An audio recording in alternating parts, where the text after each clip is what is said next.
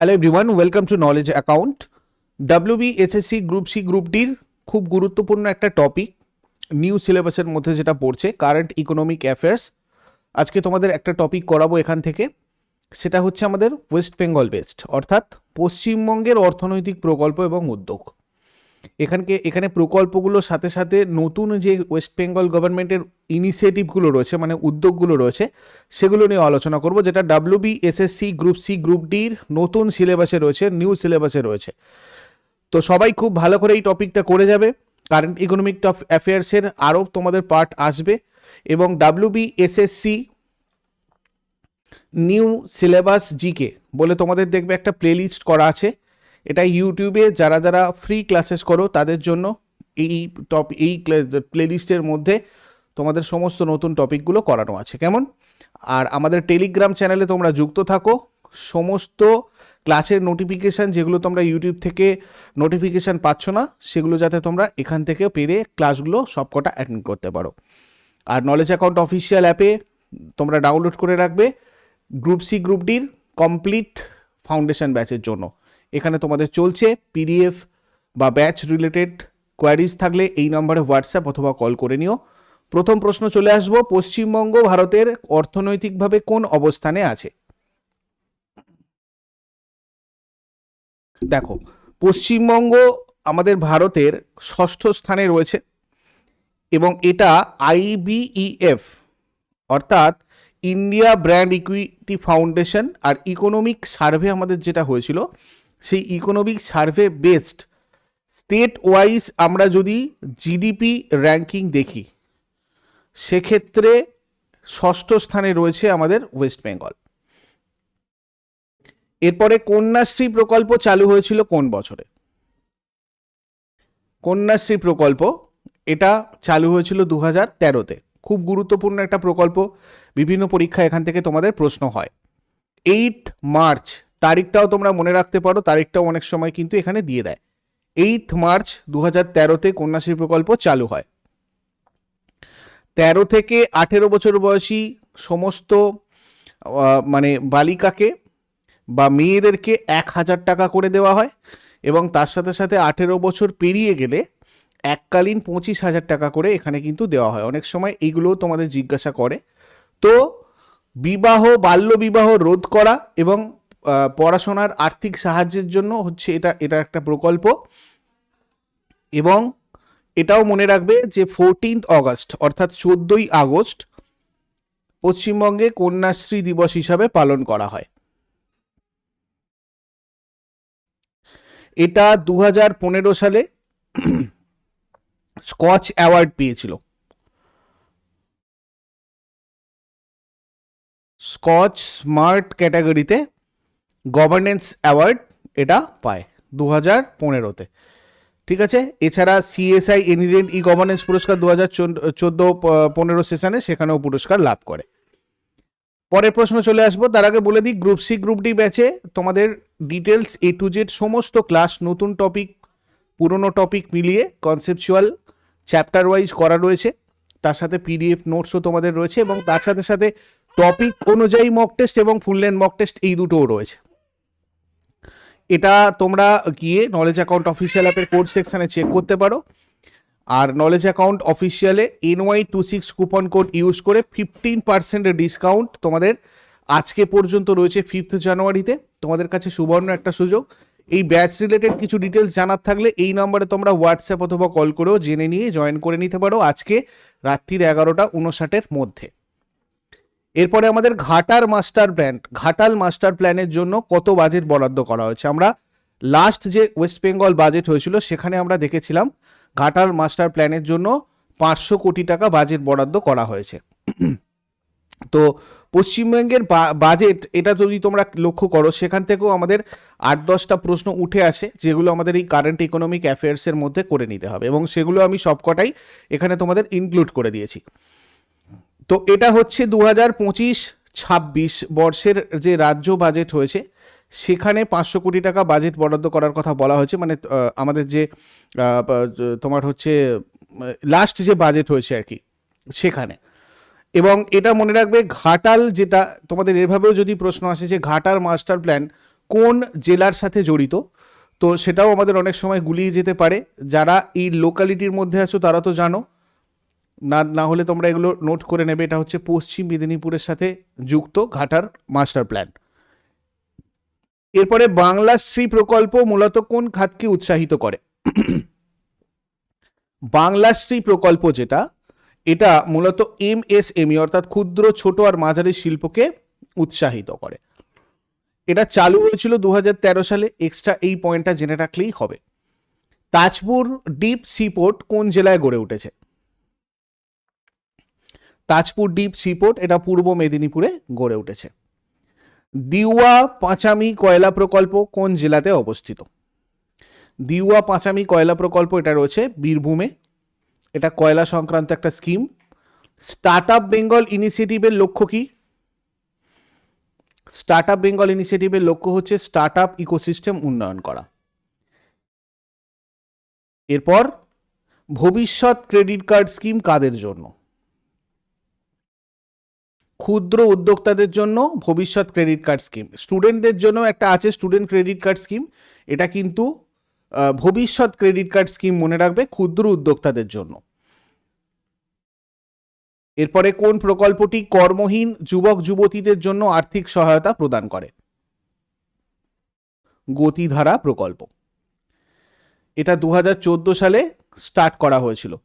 মানে কর্মহীন যুবক যুবতীদের জীবিকা নির্বাহের জন্য বাণিজ্যিক গাড়ি কিনতে 1 লক্ষ টাকা পর্যন্ত আর্থিক সহায়তা দেওয়ার কথা বলা হয়েছিল। সুফল বাংলা প্রকল্পের উদ্দেশ্য কি?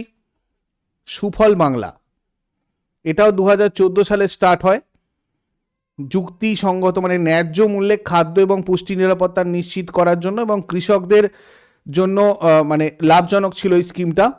কৃষকদের ন্যায্য মূল্যে কৃষিজ পণ্য যুক্তিসঙ্গত দামে পৌঁছে দেওয়া। তারপরে শিক্ষাশ্রী প্রকল্পটা কাদের জন্য বা কার জন্য? শিক্ষাশ্রী প্রকল্পটা হচ্ছে তোমার তফসিলি জাতি আর উপজাতির ছাত্রছাত্রীদের জন্য। এটাও 2014 সালে তোমার কিন্তু লঞ্চ হয়েছে, মনে রাখবে। মানে এটা হচ্ছে পঞ্চম থেকে অষ্টম শ্রেণীর যারা মানে তফসিলি জাতি আর উপজাতি সম্প্রদায়ের শিক্ষার্থীরা রয়েছে তাদের পড়াশোনায় আর্থিক সাহায্য দেওয়ার জন্য এই শিক্ষার্থী প্রকল্প। আর 800 টাকা করে স্কলারশিপ এটাতে তোমার দেওয়া হয় আদিবাসী ছাত্রছাত্রীদের বছরে। পশ্চিমবঙ্গ সরকার 2025-26 অর্থবর্ষের বাজেটে নদী ভাঙন প্রতিরোধের জন্য কোন প্রকল্প বা স্কিম চালু করেছে? এটাও তোমাদের পশ্চিমবঙ্গ বাজেটে আমি এই প্রশ্ন করিয়েছিলাম। এটা নদী বন্ধন, যে আমাদের এটা মানে নদীকে বেঁধে রাখা, নদী ভাঙন প্রতিরোধ করার জন্য এটা করেছিল। এটা 2025-26 তোমার হচ্ছে বাজেটে ঘোষণা করা হয়েছিল। নদী ভাঙনে ক্ষতিগ্রস্ত যে এলাকাগুলো, সেই এলাকাগুলো থেকে মানে নদী থেকে রক্ষা করা আর কি, মানুষের জীবন জীবিকাকে সুরক্ষা দেওয়া। নদী বন্ধন প্রকল্পের মাধ্যমে যে মানে এমব্যাঙ্কমেন্ট স্ট্রেংথেনিং মানে তটরক্ষা, নদীর তীর রক্ষা করা, মোট কথা এই প্রকল্পটার মেন উদ্দেশ্য ছিল, প্রধান উদ্দেশ্য ছিল। এরপর পরিযায়ী শ্রমিকদের আর্থিক সহায়তা আর পুনর্বাসনের জন্য পশ্চিমবঙ্গ সরকার কোন প্রকল্পটি চালু করেছে? পরিযায়ী শ্রমিকদের আর্থিক সহায়তা আর পুনর্বাসনের জন্য পশ্চিমবঙ্গ সরকার চালু করেছে শ্রমশ্রী প্রকল্প। এখানে কি হয়েছে দেখো, এখানে পরিযায়ী শ্রমিক এটা করোনার পিরিয়ডে হয়েছিল, তখন করা হয়েছিল। জাস্ট তোমরা দেখে রাখো কিসের কারণে হয়েছিল, এটা জাস্ট হয়তো জানতে হতে পারে। এবারে রূপশ্রী প্রকল্পে কত টাকা আর্থিক সাহায্য দেওয়া হয়? রূপশ্রী প্রকল্প এটাও 2018 সালে চালু হয়। এখানে এককালীন 25,000 টাকা কিন্তু দেওয়া হয়। ঐক্যশ্রী প্রকল্পের অধীনে কোন শিক্ষার্থীরা স্কলারশিপ পান? যারা সংখ্যালঘু সম্প্রদায়ের শিক্ষার্থীরা রয়েছে তারাই ঐক্যশ্রী প্রকল্পের অধীনে স্কলারশিপ পান। এটা 2014 সালে চালু করা হয়েছিল। মানবিক পেনশন প্রকল্পের মূল উদ্দেশ্য কি? মানবিক পেনশন প্রকল্পের মূল উদ্দেশ্য প্রতিবন্ধী ব্যক্তিদের মাসিক আর্থিক সহায়তা প্রদান। 2018-তে এটা লঞ্চ হয়েছিল। স্বাস্থ্যসাথী প্রকল্পে সর্বোচ্চ কত টাকার স্বাস্থ্য বীমা দেওয়া হয়? এটা স্টার্ট হয়েছিল 2016-তে। 5 লক্ষ টাকা স্বাস্থ্য বীমা দেওয়া হয়। পশ্চিমবঙ্গ সরকারের কোন প্রকল্পটি 2019 সালে জাতিসংঘের মর্যাদাপূর্ণ world summit on the information society পুরস্কার জিতেছে? এটা তোমার উৎকর্ষ বাংলা আর সবুজ সাথী, ঠিক আছে। আচ্ছা, পশ্চিমবঙ্গে জাতীয় গ্রামীণ জীবিকা মিশন NRLM ড্যাশ হিসাবে 17 মে 2012-তে চালু হয়েছিল, এটা কি হবে?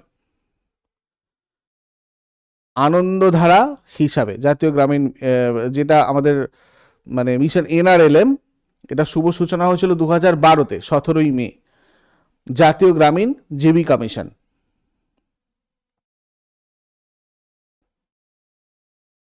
যুবশ্রী প্রকল্পের মূল উদ্দেশ্য কি? যুবশ্রী প্রকল্পের মূল উদ্দেশ্য হচ্ছে বেকার যুবক যুবতীদের মাসিক ভাতা প্রদান করা। এটাও 2013 সালে স্টার্ট হয়েছিল বেকারদের আর্থিক সাহায্য প্রদানের উদ্দেশ্যে। 1,500 টাকা করে ভাতার কথা বলা হয়েছিল।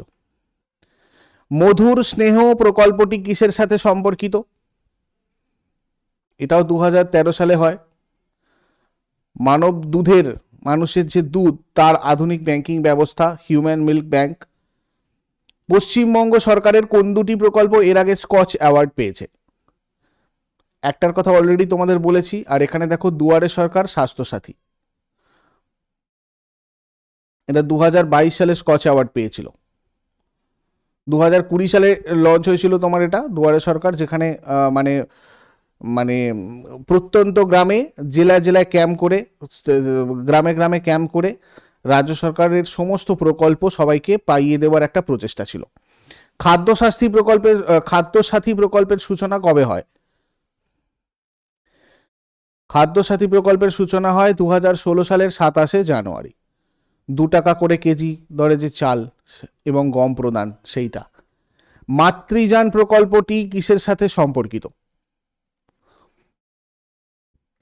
এটা অ্যাম্বুলেন্স পরিষেবা হয়ে যাবে। 2011 সালে চালু হয়েছিল প্রসূতি মহিলাদের বিনামূল্যে অ্যাম্বুলেন্স পরিষেবা দেওয়ার জন্য। এর জন্য 102 টোল ফ্রি নাম্বার হেল্পলাইন ছিল, এটাও মনে রাখবে। সবুজ সাথী প্রকল্পের উদ্দেশ্য কি? নবম থেকে দ্বাদশ শ্রেণীর ছাত্রছাত্রীদের সাইকেল প্রদান, এটাও 2015 সালে চালু হয়। কৃষক বন্ধু প্রকল্পের সুবিধা কি? এখানে একটা 2 লক্ষ টাকার জীবন বীমার কথা বলা হয়েছিল, 2019-এ চালু হয়েছিল এটা। আর্থিক অনুদান এবং জীবন বীমা কৃষকদের। হাসির আলো প্রকল্পের উদ্দেশ্য কি? গরিব পরিবারকে বিনামূল্যে বিদ্যুৎ সরবরাহ। এটা 2020 সালে এটাকে মানে স্টার্ট করা হয়। হ্যাঁ, পশ্চিমবঙ্গ সরকার দ্বারা স্কুল ড্রপ আউট এবং বেকার যুবক যুবতীদের জন্য চালু করা প্রকল্পের নাম কি? তার নাম হচ্ছে উৎকর্ষ বাংলা স্কিম। এটা 2016 সালে চালু হয়। নিম্নলিখিত কোন প্রকল্পের উদ্দেশ্য হলো দরিদ্র পরিবারে 12 বছরের কম বয়সী শিশুদের হার্টের অস্ত্রোপচার বিনামূল্যে করা? শিশু সাথী, এটাও 2013 সালে লঞ্চ করা হয়েছিল। পশ্চিমবঙ্গের কোন প্রকল্পের লক্ষ্য মেয়েদের আত্মরক্ষার কৌশল শেখানোর মাধ্যমে ক্ষমতায়ন করা? সুকন্যা স্কিম। পশ্চিমবঙ্গ সরকারের লক্ষ্মী ভাণ্ডার প্রকল্পের অধীনে সাধারণ শ্রেণীর পরিবারের মহিলা প্রধানদের মাসিক আয় সহায়তা কত করা হয়েছিল, বা এখনো এটা দেওয়া হয় কত? 1,000 টাকা করে। 2021-এ এটা চালু করা হয়। আগে 500 টাকা ছিল, এখন 1,000 টাকা হয়েছে। এবং SC ST যারা রয়েছেন তাদের ক্ষেত্রেও 1200 টাকা করে এটা ছিল। পশ্চিমবঙ্গ সরকার অর্থনৈতিকভাবে দুর্বল শ্রেণীর মানুষের জন্য বাংলা আবাস যোজনার আওতায় কত ঘর নির্মাণ করবে? এটাও নতুন বাজেটে বলা হয়েছিল, 8,30,000। কর্মসাথী প্রকল্পের অধীনে কতজন বেকার যুবককে স্বাবলম্বী করার জন্য সহজ শর্তে ঋণের ভর্তুকির কথা বলা হয়েছিল? 1 লক্ষ। আচ্ছা, রাজ্য সরকারের মেগা আউটরিচ প্রকল্প দুয়ারে সরকারের দ্বিতীয় পর্যায়ে কোন রাজ্যে 2021 সালে আগস্ট মাসে শুরু হয়েছিল?